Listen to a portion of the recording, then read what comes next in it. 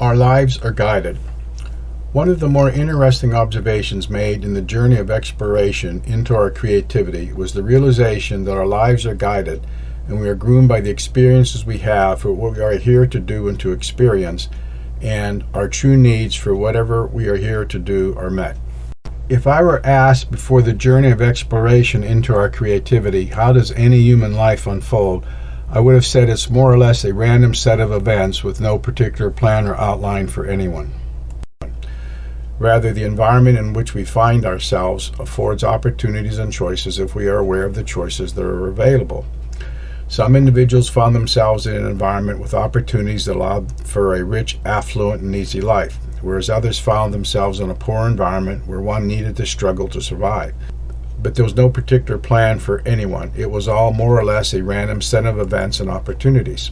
However, there are two things that caught my attention. One was I always pondered why certain people intervened into my life at precise times they did, or there are opportunities, synchronicities, or other events seemingly outside the ordinary. The second thing was I noticed that certain times in my life there was an awareness or knowledge within me that surfaced at a particular time and in a particular environment. For example, when I went to grade school in the mid-1950s, where the official curriculum was rather antiquated for the times, 4 major subjects, nothing else, reading, writing, arithmetic, and religion. Yet in 5th grade and 8th grade, for a short period of time, the teacher introduced science. 5th grade was a short diversion into biological science, and 8th grade was a little more extended diversion into physical sciences. Within me, there was something that awakened, but it was more like being given the opportunity to remember a lost or forgotten knowledge. As I observed my life, I found this happen quite frequently. There were times I was remembering rather than learning.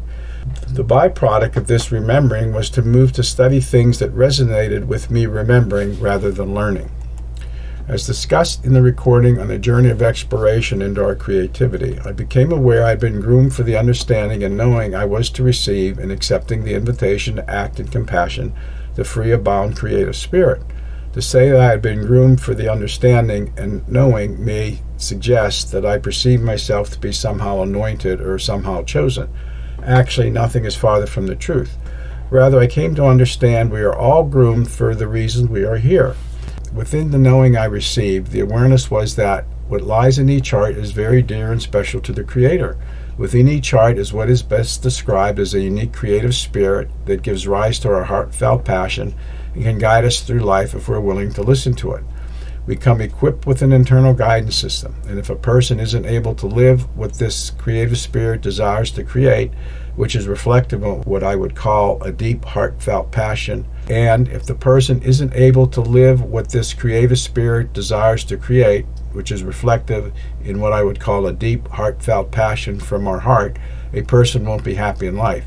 They will feel something is missing in life. They will not be able to say life is really great, life is magical, life is mystical. Rather, in not being able to live what this creative spirit desires to create, life will be more of a trying, difficult thing where people try and escape through a variety of means. Some try and escape through addictive behaviors. Others simply seek teachers and guides and people to show them how to live a more fulfilling life when the answer lies within their own heart, their own heartfelt passion. However, few are willing to inspire the individual to access this creative passion and empower them to pursue it. Additionally, few are willing to give the individual the safe place to do their own experiments and figure out exactly what their creative passion is. This heartfelt passion, when realized, is related to the kind of experience a drowning person has for air. That is, they desperately grasp for air, for otherwise they will drown.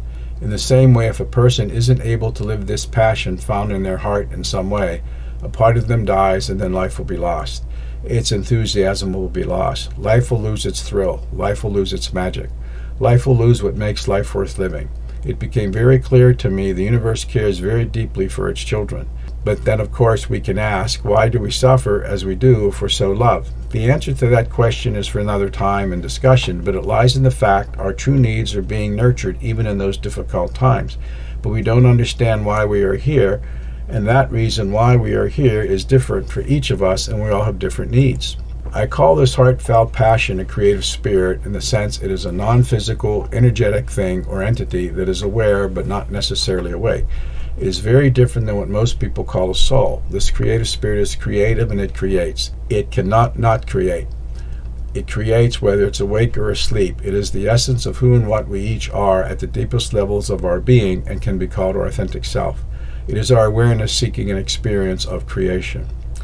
The bottom line is that it's very clear to me that each of our lives are guided if we're willing to learn how to follow the guidance we are given. We each have a life path, not a destiny as such, but a life path to be followed through a particular terrain to give us experiences we incarnated to have. What we do and how we choose to experience what arises along that path in that terrain we traverse is another issue.